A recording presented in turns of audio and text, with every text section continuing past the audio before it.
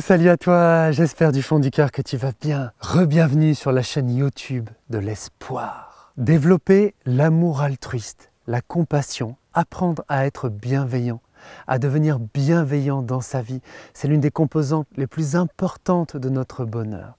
En fait, c'est le facteur qui va donner le plus de sens et de profondeur à notre existence. Plus on cultive en nous cet amour envers notre prochain, tout en s'affirmant, etc.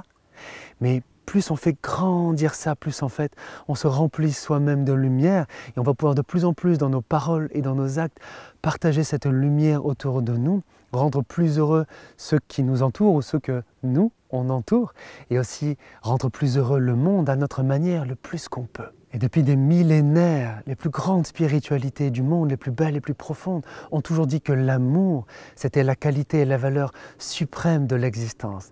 Donc voici une vidéo magnifique, structurée, pour t'apprendre à développer l'amour et la compassion. Ces pratiques sont universelles, quelles que soient tes croyances, ta religion, ta spiritualité, peu importe, tu peux pratiquer ça. C'est juste simplement que moi qui ai vécu avec un maître tibétain pendant 1 an et demi, je suis particulièrement imprégné du bouddhisme, mais quelles que soient tes croyances ou pas, d'ailleurs que tu en aies ou pas, tu vas pouvoir cultiver ça dans ton cœur à l'intérieur de toi. Donc comme les deux facettes d'une pièce de monnaie ou d'une médaille, tu vois, il y a deux choses complémentaires qu'on va pratiquer. La première chose, c'est l'amour altruiste, le vrai amour en fait. Et la définition de ça, c'est de vouloir en fait le bonheur de l'autre et vouloir contribuer activement à ça. Et ensuite, ce qui est complémentaire, c'est la compassion. La compassion, c'est comme j'ai de l'amour et je développe de l'amour pour autrui, en même temps, plus je développe cet amour, plus je souhaite aussi qu'il ne souffre pas, qu'il se libère de ses souffrances. Donc, la définition, si on peut dire, de la compassion, c'est souhaiter, vouloir, aspirer à ce que tous les êtres se libèrent de la souffrance et vouloir contribuer activement aussi à ça. Donc, les yeux ouverts ou plutôt fermés pour être vraiment à l'intérieur de toi. On va développer 4 pensées. Première chose, on prend le temps de réfléchir au fait que tous les êtres aspirent au bonheur. Prends le temps de penser à toi-même, de penser à tes proches, de penser à tes voisins, de penser à tous ceux de ta ville ou de l'endroit où tu habites, tous ceux de ton pays, du monde, et que ce soit les humains, les animaux, les insectes, etc. On prend le temps d'abord d'ouvrir notre esprit à plus que nous. D'habitude, on est beaucoup dans notre petite bulle. Moi, ma vie, mes amis, mes projets, on reste très limité à ça, la plupart du temps, en tout cas, la plupart d'entre nous. Je prends le temps de considérer que c'est vrai. Tous les êtres vivants aspirent au bonheur. Il y a tellement de milliards et de milliards d'êtres vivants qui aspirent au bonheur. Même le ver de terre dans la terre, même la mouche qui m'embête d'une manière ou d'une autre, mais aussi aspire à être heureux. Je prends le temps de réfléchir à ça, de méditer ça, quelques secondes ou dizaines de secondes ou minutes si je veux. Tous les êtres aspirent à trouver le bonheur, c'est vrai ça. Maintenant, deuxième pensée. Le plus possible du fond de mon cœur et plus on le pratique, plus c'est profond en nous. Je développe la pensée. Si seulement tous les êtres pouvaient trouver le bonheur. J'ai pris le temps de considérer le fait qu'ils y aspirent et seulement j'aimais ce souhait, si seulement ça pouvait arriver, si seulement ils pouvaient tous le trouver, si seulement tous les êtres pouvaient trouver le bonheur.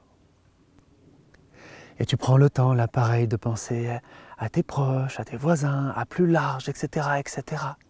Si seulement tous, si c'était possible que tous trouvent ce bonheur. Et à force d'aspirer à ça, ça nous amène à ce souhait. Puissent-ils trouver le bonheur? Puissent tous les êtres trouver le bonheur? C'est notre troisième grande pensée sublime. Puissent tous les êtres vivants trouver le bonheur dans leur cœur, dans leur vie, au fond d'eux, tout au fond de leur être. Et là aussi, tu peux prendre le temps, 10 secondes, 30 secondes, 1 minute, 5 minutes, 10 minutes, de cultiver encore cette pensée aussi en te la répétant, en pensant à beaucoup d'êtres vivants. Et plus tu développes cette aspiration, ce souhait qu'ils trouvent le bonheur, plus de plus en plus ça t'amène à te dire « il faut que je fasse quelque chose pour ça, il faut que je contribue avec ma vie modestement, mais le plus possible à ça ». Et donc la 4e pensée sublime, c'est « je m'engage intérieurement à agir activement dans ma vie pour les aider à trouver le bonheur, le plus que je pourrais. Et là aussi, en le répétant, en t'en imprégnant, en le méditant, en y pensant encore et encore, de plus en plus en le cultivant jour après jour, ça va faire partie de toi. Ensuite, deuxième grande pratique qu'on fait là ensemble, on va cultiver maintenant la compassion, en reprenant les 4 pensées qu'on a cultivées avant. Donc, première chose, je prends le temps de méditer, de considérer, de réfléchir sur le fait que tous les êtres vivants du monde connaissent la souffrance et aspirent à se libérer de la souffrance.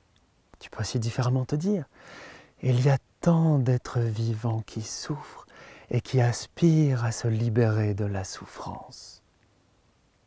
Et en considérant le fait qu'on a tous connu de la souffrance, pour un grand nombre on connaît de la souffrance et nous tous à un moment, inévitablement, on va tous connaître de la souffrance. Donc ça nous concerne tous universellement.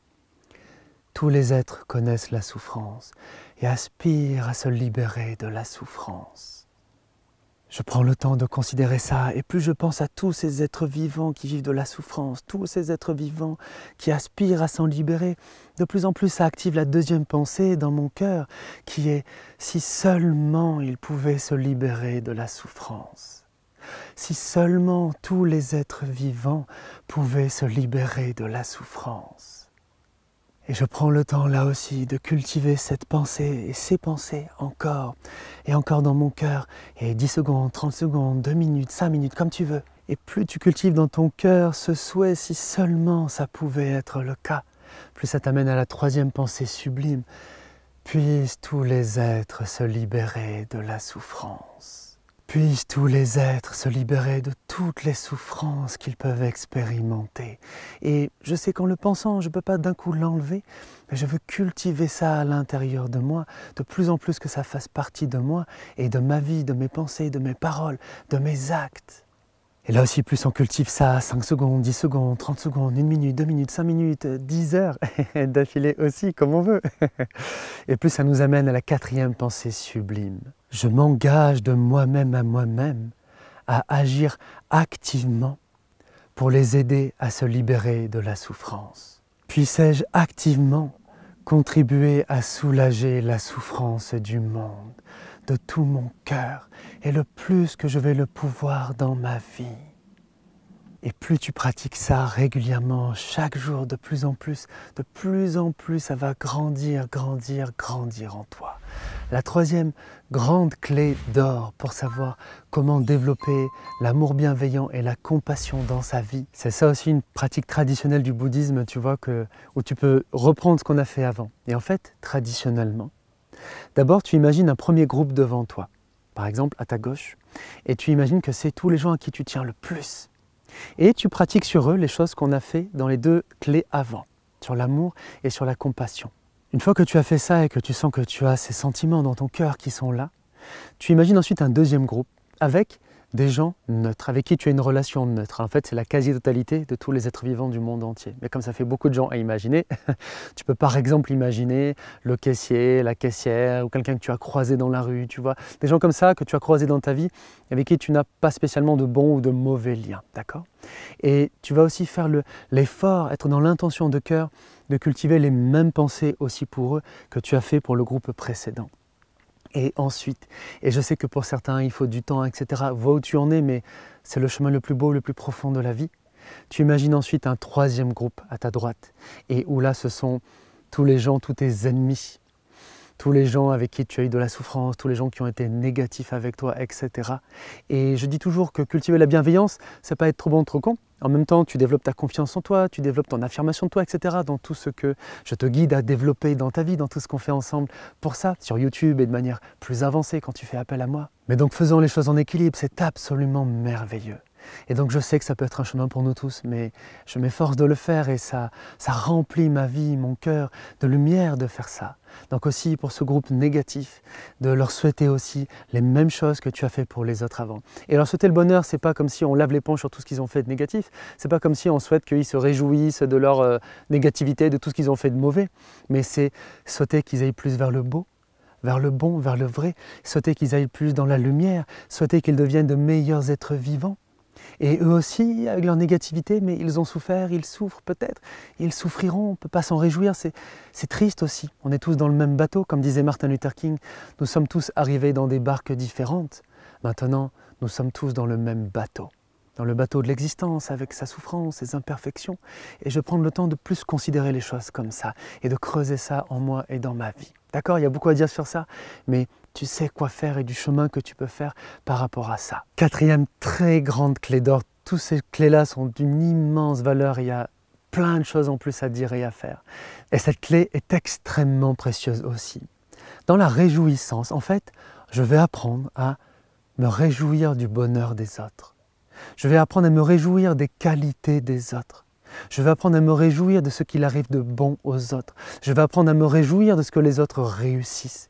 Et je vais apprendre à laisser mon ego de côté, à mettre ma jalousie de côté, etc. Donc tu peux imaginer là aussi, avec des proches, avec des neutres, avec des ennemis, même si c'est plus difficile aussi, tu vois, mais dans un sens profond, comme on en a parlé, c'est possible. Donc vois comme tu te sens de le faire. Mais ne serait-ce que, commence par tes proches. Et songe à des proches qui, par exemple, à un moment, ont réussi quelque chose dans leur vie, ou à qui là maintenant il arrive quelque chose de bien.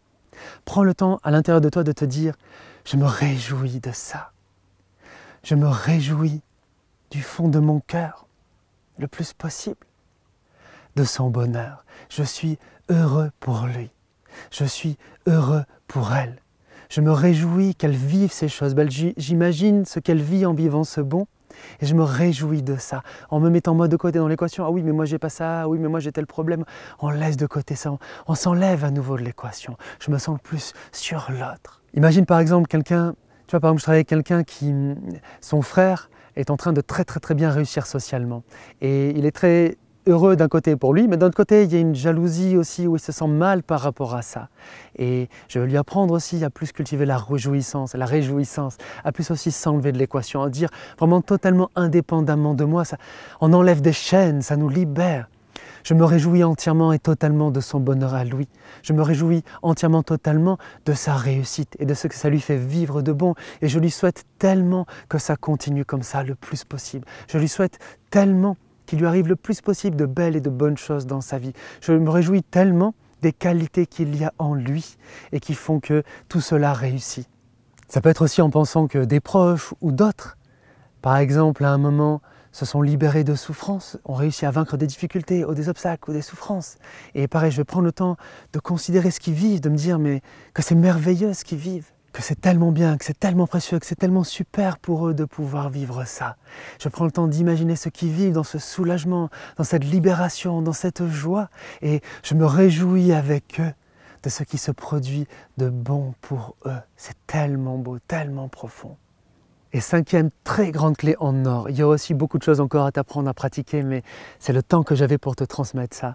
Et donc, c'est de pratiquer ça tous les jours. Ça dépend ce que tu veux dans ta vie, mais si tu veux mettre ça plus au cœur de ton être, de tes valeurs, encore plus, tu vois, comme tu respires, tu vois, de ressentir les choses comme ça dans ta vie et de devenir encore plus une lumière pour autrui. Alors il faut que tu ailles voir les grands enseignements spirituels, des sages, des saints authentiques, bouddhistes, chrétiens, etc., etc. Tout ce qui peut t'aider à cultiver encore plus cet amour envers ton prochain. Donc va faire ces recherches-là, mais là particulièrement, il faut que tu entraînes ça. Tu dois comprendre, comme tout ce qu'on fait ensemble, que c'est un entraînement. Comme si tu t'entraînes un sport, comme si tu entraînes tes bras, ben là tu entraînes tes bras de l'amour et de la compassion envers ton prochain. Donc tous les jours quand tu veux, tu prends, en fait c'est à ton choix. 2 minutes, 5 minutes, 10 minutes, 15 minutes, 20 minutes, 3 heures comme le Dalai Lama, comme tu veux. Quand tu pratiques ça plusieurs heures le matin, mais ce n'est pas du tout le seul religieux de la seule religion du tout à faire ça. Mais bon, par exemple, voilà, je connais ça. Tu prends vraiment le temps de ça, de réécouter la vidéo, de repasser par chacune de ces choses-là. Et plus tu vas le faire, tu vas approfondir. Et comme j'allais dire, grandir dans ça. Et tu sais, moi je suis qu'un tout petit microscopique pratiquant de ça.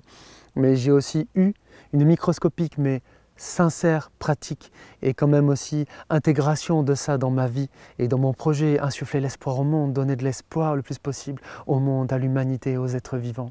Et le peu que j'y ai goûté à ça, des grands sages, c'est encore 1000 fois plus, mais je peux te dire que c'est extraordinaire, c'est extraordinaire. Tu arrives à des états intérieurs d'une telle profondeur où c'est simple, hein, c'est pas les arcs-en-ciel, mais ça Ça éclaire ton être et ta vie, quoi. Donc entraîne bien ça, comme tout entraînement, bien régulièrement aussi, possible tous les jours, 5-10 minutes, tu te fais un petit rituel pendant plusieurs semaines, 1 mois, 2 mois, 3 mois, et j'espère pour toi toute ta vie.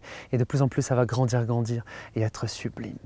Rappelle-toi donc que je suis ici pour un grand projet, je voue ma vie corps et âme, et vraiment chacun de mes souffles à ça, à insuffler l'espoir au monde, à donner de l'espoir à ce monde qui en a tellement besoin. Donc pense absolument, s'il te plaît, à me soutenir en likant et commentant et partageant, c'est très important pour le référencement YouTube. Cette vidéo et chacune des vidéos que tu regardes de moi, s'il te plaît, pour m'aider de plus en plus à diffuser mes messages. Tiens, il y a un tracteur qui passe, on peut lui souhaiter pour lui aussi, hein, qui souhaite le bonheur et tout ça, etc. Mais je l'ai fait quand il est passé à l'aller, toi tu sais pas, mais j'avais coupé le son. Tu vois, j'ai coupé ce moment-là sur la caméra, mais je faisais aussi des petites humbles pensées pour cet homme, voilà, dans son tracteur. Comme la fourmi qui est là, tu comprends, par terre, ça compte, ou l'oiseau qui est là, ou le ver de terre, ou le moustique aussi, ouais, le moustique, c'est vrai, ouais, carrément. Pense absolument, si tu ne l'avais pas déjà fait, à t'abonner et à activer les notifications, c'est la cloche dorée de l'amour et de la compassion. Absolument fais ça pour rien rater de tout ce que je fais. Et regarde dans les playlists là, les sublimes vidéos qui vont t'aider à compléter ce qu'on a fait là et à rayonner dans ta vie. Courage à toi du fond de mon cœur. On se retrouve tout de suite dans la prochaine vidéo. Et rappelle-toi, quoi qu'on vive, quoi qu'on veuille atteindre dans notre vie, l'espoir est plus fort que tout. À tout de suite.